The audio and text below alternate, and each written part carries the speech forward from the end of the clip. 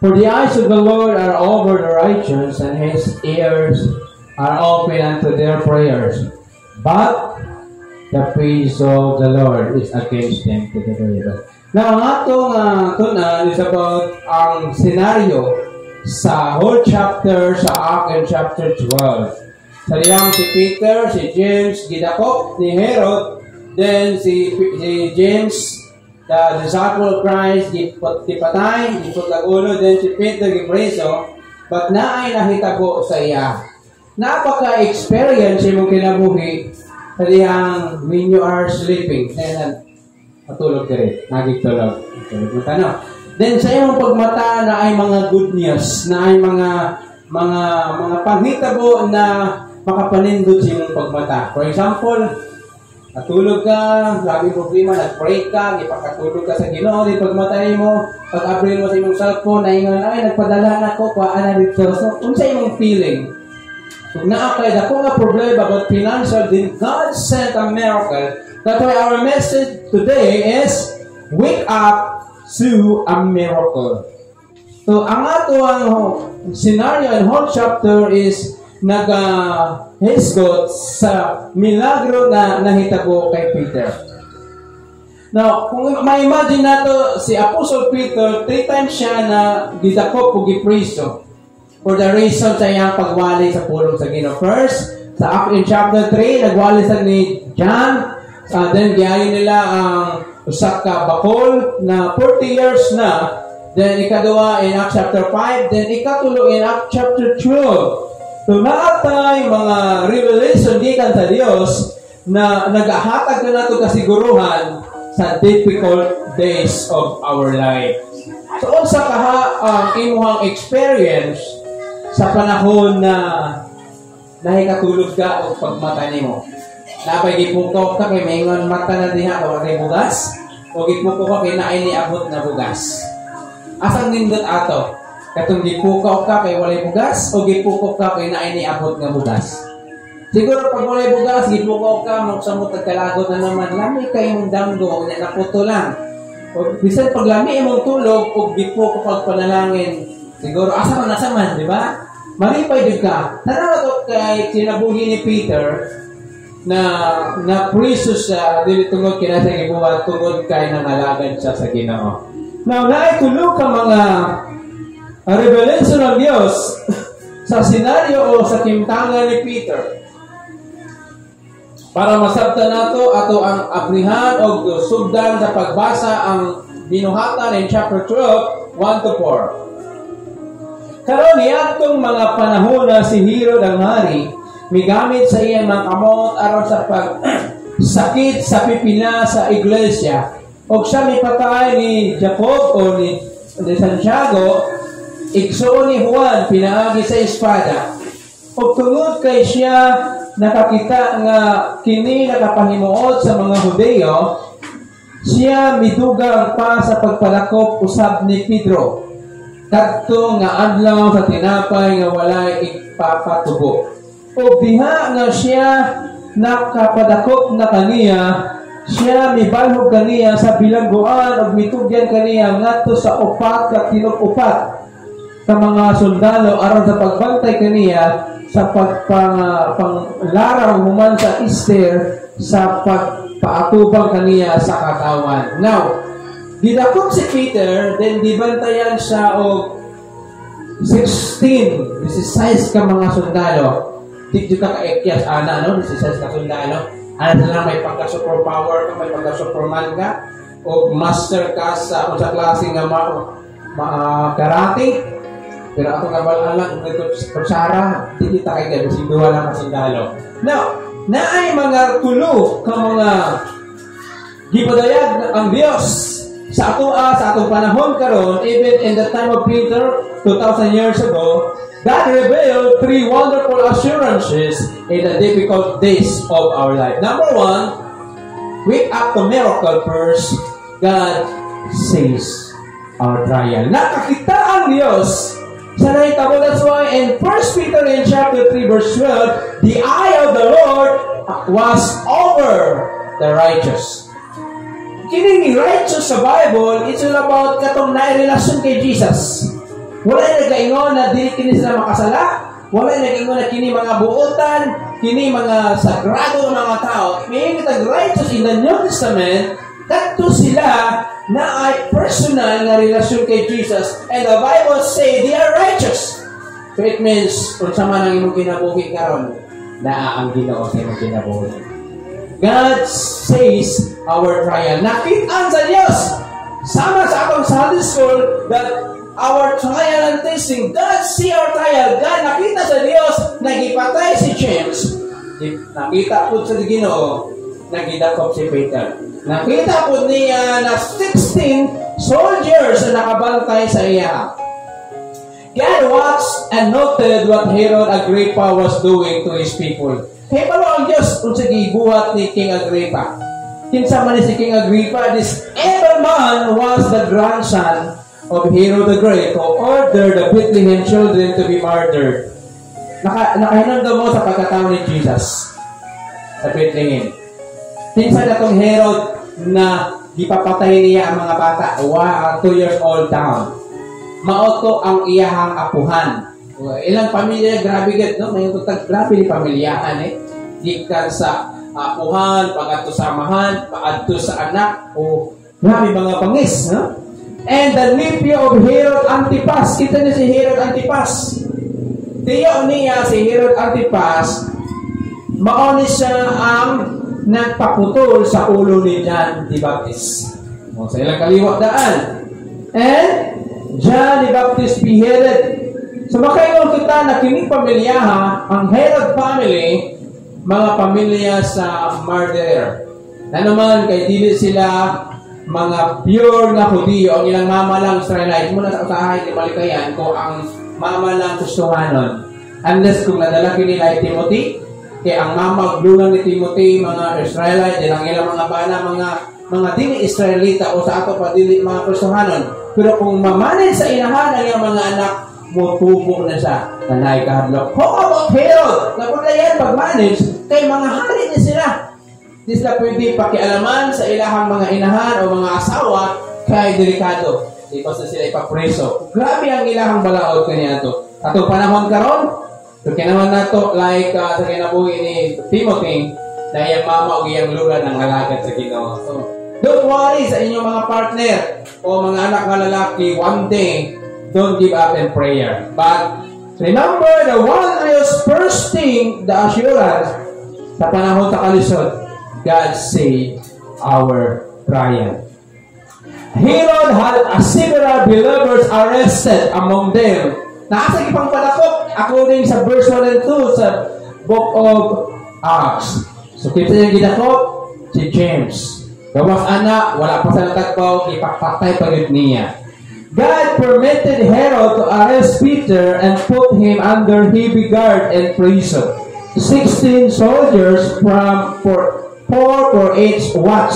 So may kutag watch, halimbawa for example, ang isa alas 6 magbantay, then after alas 7 mag-shifting, mag-change na po, 4 sa 4, so dito ka makatulog, dito ka makaikyas na naman. After 1 hour, matulog ka, na napoy mo pukaw sa imo kay exchange na po mo bantay, sige, pulsiras na po na naman. Ang duha ka sundalo, di kadinahan ang kamot ni Peter sa iyang kadina. Ang isa na po sa iyang kadina, unya, kung magkatuloy na ako sa mana, o liho ko piyaan na.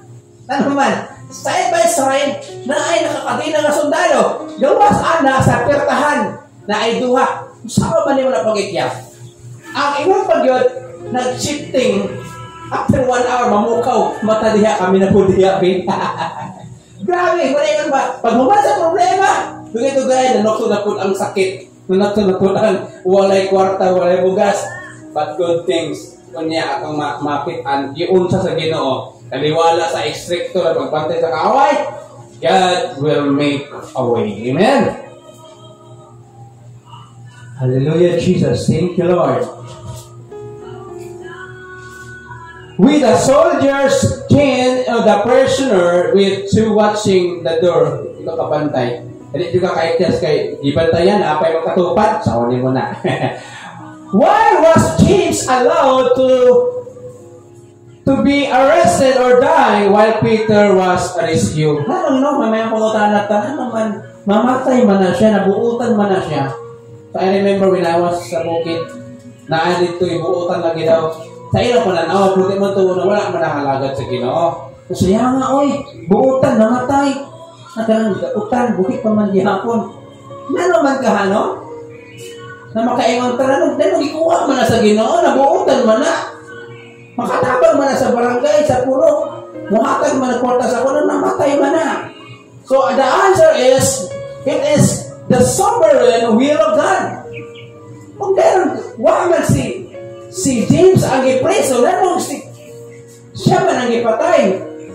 Nanong si Pedro man ang napreso, naana sa plano sa God. We cannot question the work of God. And the only answer sa pangutana ganina because of the sovereign gamhanan nga kabubuton sa Ginoo. It was God allowed Herod to kill James, but he kept him from harming Peter. Wala gi-allow sa Ginoo na mamatay si Peter, ipapriso lang niya. Kaya mo ginabuhi, pag dili ka patun sa Ginoo, di ka makatay. Bisan pa na, unsang situation ni mo, nagkabalatian man ka, nagkaproblema pa ka, pag dili pa gusto Ginoo mawala ka, masurvive ka. Like Peter, si James, yung sa Ginoo, pahuway na. Isa sa mga ginapangayon ni James Manggod, gusto niya mulingkod. Gusto niya mo upan, Lord. Ingon niya, tabuhi pa din niya, Lord, gusto na ko sa imong tuo. Ingon po ni John, sa imo kung wala. Nangutana ang inahan, kaya pa ninyo imo ng mga pag-antos? O kaya na, that's why, namatay si James. Kaya gusto na niya, kita himaya sa Ginoo. Yan.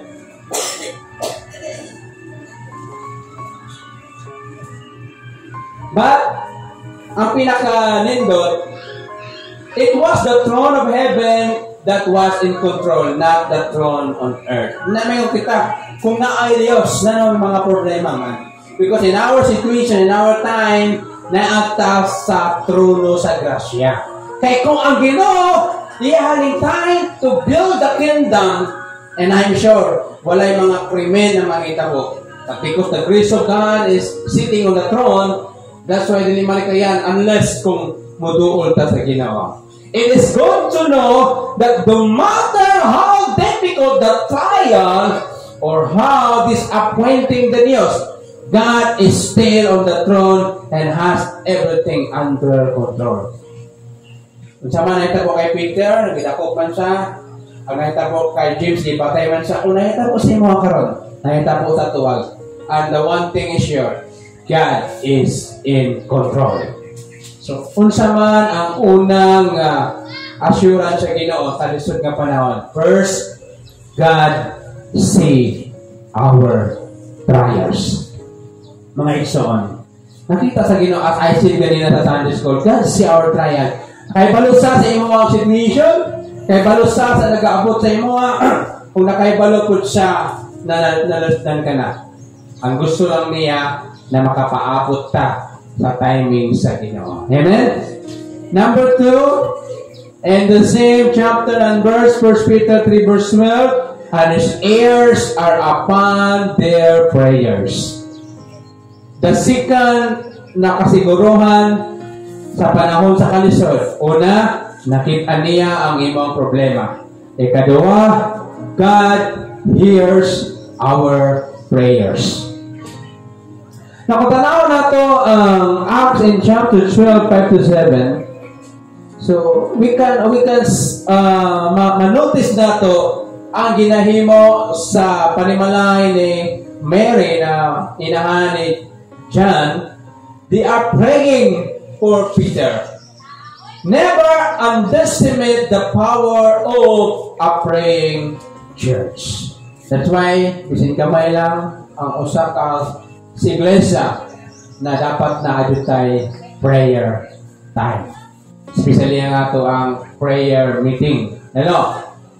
So, kung naakay time, so, i-grab ang opportunity sa mga simbalay nato. We need to pray. We need to mag-intercede not only sa itong kaugalingon, malipay ang Ginoo kung i-pray nato ang itong kaubanan. Kita ba dali ang naay time na i-pray ni mo imong kaubanan? Hello? Nakoy pastor na na-encounter niya, ako nag-ampo sila, ako ara ka galingon. So, ang will of gusto sa Ginoo, we must to pray for our other Christian, especially sa alagad sa Ginoo, tatamang na mensahe. Eh, listen po na na pagkaon, na ipakaon ako pero sa inyo, ginamos, ako bakit kung mo ana o bukon, kunya, UTI. That's why, kinanglan nato ang prayer. Listen kay Peter, now, never underestimate the power of a praying church. Ayaw yun i-underestimate. Kasi gamay na sila, di man na sila kaghandra, pray man na sila. No, ang gapamati, dili man ang mga tao, kundi ang Diyos na mutubag sa mga pag-ampo. Amen? Pero naay opat ka mga panghitabo sa kinabuhi ni Peter tungod kay naay nag-aampo sa iya. Ano ba nag-pray sa imo ha? Yung kapilingan na ako. Natin mga kaubanan na may nga naman wala ko na mag-iampo. Iwa man nag-aampo. Upat ka mga resulta sa nihang may nag-pray sa imo ha? May nag-pray mo sa ako ha? Number 1 and verses 5 to 6. Acts in chapter 12. 5 to 6. Open your Bible. In chapter 12. Busa si Pedro, gibantayan niya sa bilangguan. Apan sa pag-ampo, gihimo sa walay paghunong sa iglesia ngadto sa Dios alang kaniya. Kung sa niya nga si Herod buot na mo paatubang kaniya sa samang gabi si Pedro nakakatulog. Taliwana sa duwa ka sundalo, ginako sa duwa ka kadina ug ang mga bantay sa tubangan sa puntahan di bantay sa bilangguan. Kung ikaw si Pedro, kabalo na ka una, namatay mong kauban. Kung tagi kamatyan, ay blood. Dili, ang ikamatyan niya, di patay. Tagyago na sultan kung silyo, espada, hait kayo na. Kabalo dugan na di patay sa. Kung sa imong una-una, di patay man siya, di preso ka, kaya ako na po disunod. So, pangutan na, kung ikaw si Pedro, makatulog ba ka? Hello? For example na lang sa ato ang realidad ng situation, ugma na ang Judith. Hindi ka mabayad mong boarding house, sipaon ka. Hindi ka mabayad mong tubig, putlan ka. Hindi mong kurente. O ka ha, pari ka mabayad mong asa, o sa mga utang dira, mga loan mo, ipapurok ka. Pakatulog ka ba ka? Hello? Kita na kayo mong rin na, pastor lang may akong tulog. Tanaw na si Peter kung wala sa pukawa, that means wala sa katulog. Di po sa kaya nakatulog siya. Hello? Di ka din na imong sa kamot? Ang isa kakamot ko, di ka din na. Hindi, pagkakita sundalo, natulog, hagok pa pasod kayo. Tulog. Nagawas niya na, napa sa gawas. Unaingon sa Bible, nag-cheating sila. Every 1 hour, may monsens ito. Ako na po diya. Katulog pa ka na. Pero na-timingan dyan. Sa pagtulog na ginanok, diabot ang panalangin. Amen? Maybe, yung Peter, unang nga higayon, nag-ipreso ko. Ikaduan higayon, nag-ipreso ko. Ginuwas man ko sa Ginoo. Luwason po ko niya. Pamuna nga to ang dapat ibutang sa nahuna. Na ating mga problema na nag-aabot, but nakita nato nagsolusyon na ay provision ang Diyos. Amen? Peter sleeping. So muna ang resulta. Kaya giapuan siya. That's why, mga igsoon, ayaw dagan sa panahon sa simbalay. Na naman, ang simbalay, ginaampuan ni mong balay.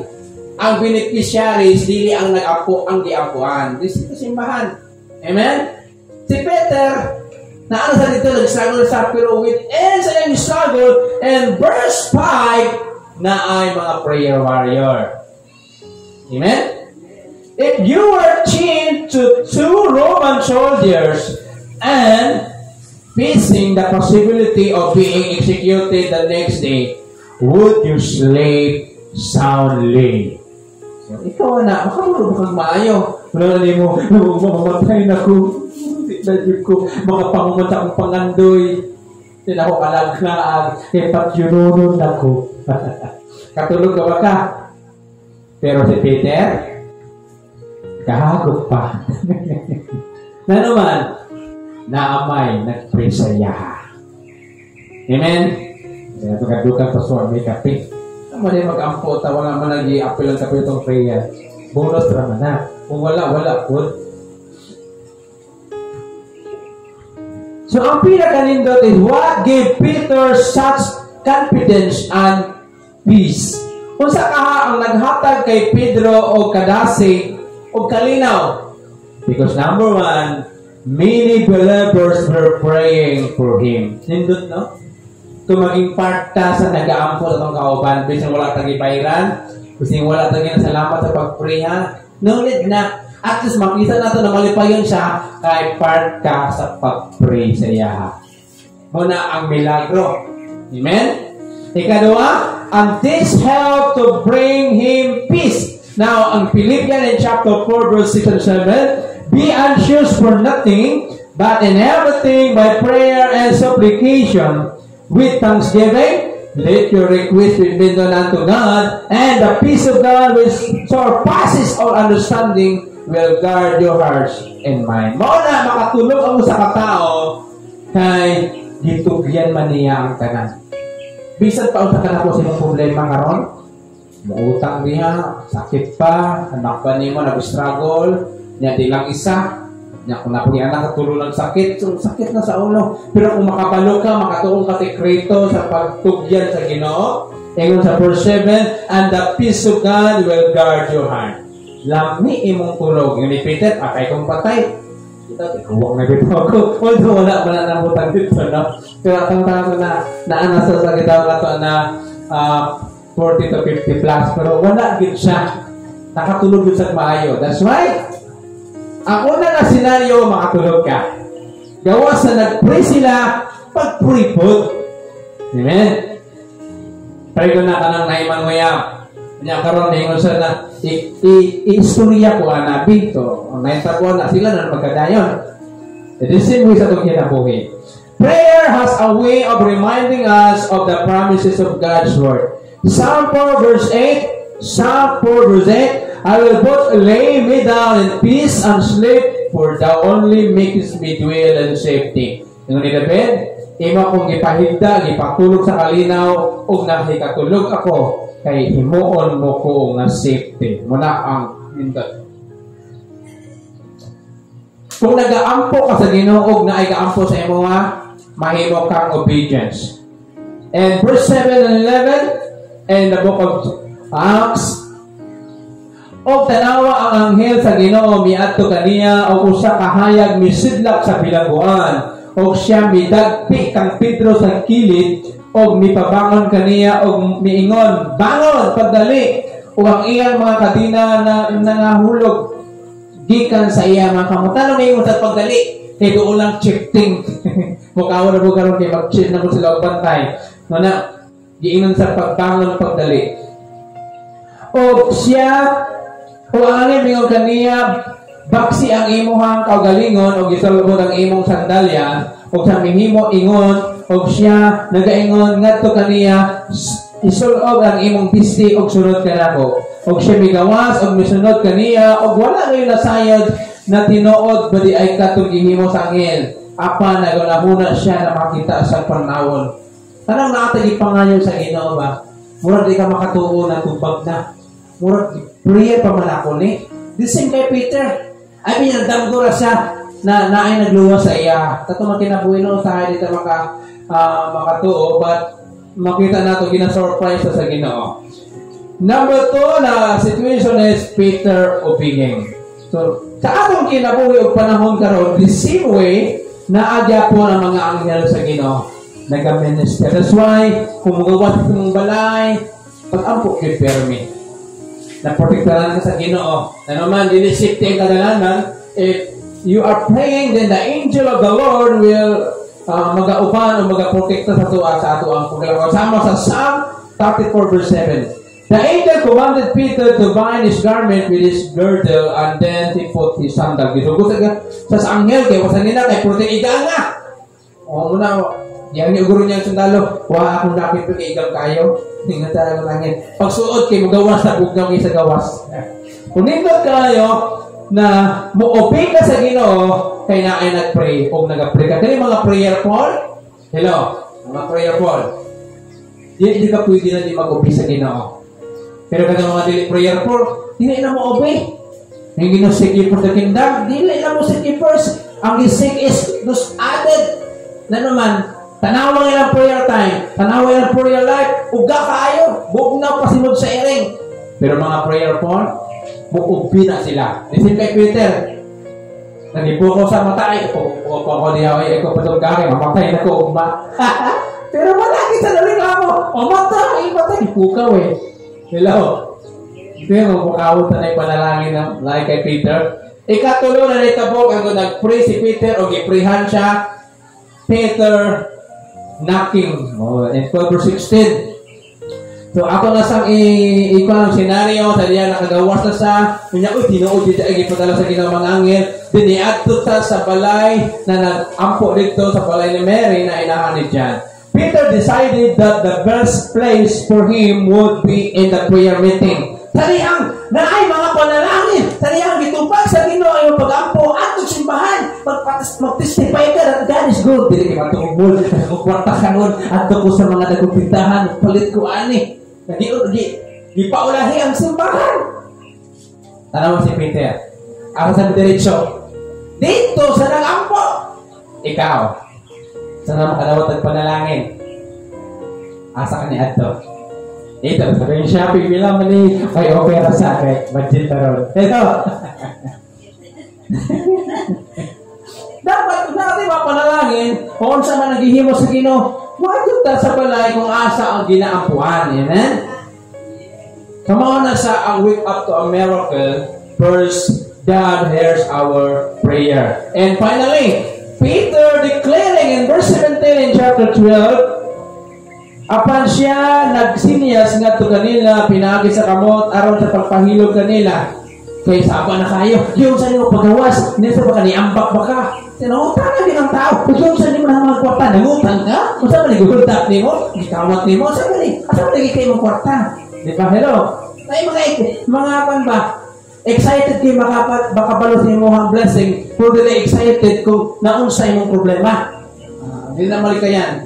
Yung mga parentili mo diya. Mangungusta lang. Mangulang. Verse 17. Oh, misay sa ingat ko kaniya, giyon siya sa Ginoo sa pagpagawas dikan sa bilangguan. Kung siya mingon, ipakita kining butangan ngadto kang James, lahi ni nga James. Mo ni sa ang exorcy Jesus, kung James na isa mo to ang sa ka-disciple lang ipatay. Kung ngadto sa kaigsuonan, kung siya bibiya o miadto ngadto sa mga dapit. Ikatulo o ikaapat, Peter declaring, once na God answer your prayer, just testify. Dili kayo lumilo ng gatinga. Nanay milagro, hindi mo ang Ginoo sa iyong kinabuhi. Gamay naman na yung natawat. Tinsima naman mauna mo kung mag-testify. Whatever, gamay o lato, you need to declare giyon sa ang Ginoo sa pag-bless. Para makitaan sa mga wala na nag-pray ay mag-ampo kung kay. Nag-ampo po siya. Kailang, porque nang lang ginaikson na akay commitment sa pag-ampo diya sa Ginoo. Kung saan number 1, sa assurance na ang Diyos magatabang sa lisod ng panahon, God hears our prayers. Na ito sa last part. Yay! Last part na. 1 Peter 3 verse 12. But the face of the Lord is against them that to do evil. Ang nawong sa Ginoo, i-represent niya ang pag-judge. Kung nakarelasyon sa Ginoo, iyang mata na asay muha. At dili ka matagak, dili ka madusmo, agatan niya ka. Kung nakakarelasyon sa Ginoo, iyang dalunggan, grabe na ka-sensitive, di mong ipangayo, ihatag yan na. Pero sa maghimo kang dautan, maghimo kang dili maayo, nangalagad ka ba, di mangalagad, bunalan ka sa Ginoo. Number 3, God deals with our enemy. Unsay nakita po sa mga sundalo? Unsay nakita po sa gusto patay ka Peter? Ipatay po siya. Now, ang scenery is makita din natin nabasahon ng medyo taas in chapter 12, 18 to 25. Proverbs 11 verse 8, the righteous is the lover of the trouble, and the wicked cometh in his stead. Kanang tao na nagplanog dautan sa imuha og sa kuha, Kung ikaw nangalagad sa Ginoo ang hindi plano sa imo dito sa mo adto. Ngayon sa takuton ako ni. Kaya para ang iyang panangin makuha. Mo ako nagpanahon na muhimo man sa po dili sa pagpalapuson, siya na po ang daoton. Sobra pa sa imong nagian sa gibuhat nimo sa imo. Like tanawa ang naitabo kay Herod. Wala na yan na-enjoy ang iyang kadagaya kay gipatay siya sa anghel. So mga igsoon, God does not always bring retribution. So wala na yung nagdala ang Ginoo punishment na kunus amo na silutan siya. Oy, kunus amo na sa bunanan sa Ginoo. May proper time ginahulot na sa Ginoo siya na mag-inorsol. Amen? Then instead of Peter killed by Herod, it was Herod who was killed by Peter's God. So, ang punishment kaniadto sa mga sundalo, basta gani makabuhi ang mga binalanggo, ang ilang balaod sa Romano, faction din sila. Kung na-observe na ito, hanapin chapter 16, doon si Paul and Silas, naglinaw, nabrihan ang mga prisuhan, abi nila wala na sila. Kasi mo sa jailer, magpakamatay uta. Kaya kapalugit siya na maugin ang pansin na mas maayo pa ako mo patay sa kakulong pas kaysa maulawan ko dito akong pamilya. Di ba? Ingon ni Pablo, ayaw, buhi pa mi. The same sa 16 ka mga sundalo. Tawagi pa, nagbantay ra. Na naka-exist kay mas ang ginawa na ang muhi mo pa maagi. Kung si Peter lang, hindi niya mabrihan na naman, nakakadinay. Kunya, ang pirtahan, nakalak. Ingon sa Bible, nag-open lang sa iya-iya tungod sa power sa Ginoo. Kanang lisod na situation na to, kanang lisod na opportunity, if you really serve God faithfully, will open the opportunity and doors of blessing sa ito mga kinabuhi, mga igsoon. Na kung tanaw na to, si Herod, taniyang nakaistorya sa mga taga-Tyre and Sidon, naghatag sa speech. Dahil na-observe nila, lahi ang tuno, lahi ang pamagay sa itong istorya. Ningon sila, dili tao ang istorya kung dili Ginoo. Ningon si Herod, kung kinsa pa dahil ang istorya, ako man nagtrabaho diya, dapat ako ang daigon, di ba? May mga time na, ako magunanin kamo diya, pastor. Dapat, daigon ko kung hindi sa palpit. Wala yung sana nasuko ang Ginoo kay Herod, kaya wala nagipasitunggan ng Diyos. O, may tapo siya, isagpa sa angel, o kiulod siya nga buhi. God's work when churches pray. Hello? Tanaw? Ang Diyos magaliho kung ang iglesia mag-aako. That's why mga igsoon, dili ni padadanay when we pray. Ato mga simbalay, kung naakay available, ato, ang purpose nimo mag-pray. Makapila na kung ito i-offer sa imo dito. Importante, ang essence mo ang prayer. And Satan still trembles when he says, send upon his knees. Ang yawa mo kurog. Pero makita niya ang mga anak sa Ginoo na nagaluhod o nag-aampo. Magatindog sa mga igsoon. Tindog ka nyo na ma-experience na ito like Peter, na pukawon ka o himilagro. Na pukawon ka o panalangin. Na bisan sa kalisod sa iyang situation, na atay na obserbahan dito. Lami kayang tulog. Kung tanaw na ito, kayo ko si Peter, kaya katulog ba? Nakabalo ka na patsununo na ka? Maybe, tibok ka before ka patsun, humilak ka. Huhimo kang mga liter dito na grabe akong nag-i-agree. Muli ang time na bago ko patsyon, mamaalam ko sa mga inahan, akong inahan, mga igsoon. O, naroon mo diya ha, kaya kung mapriso mo, maadto mo. So, pero wala, gihimo ni Peter, those words, ano man, kaya nakahibalo siya. Naluwason siya sa Ginoo. Sa mga igsoon, gusto ba kang milagro? Tuhui na ang Diyos na kaibalo sa mong situation.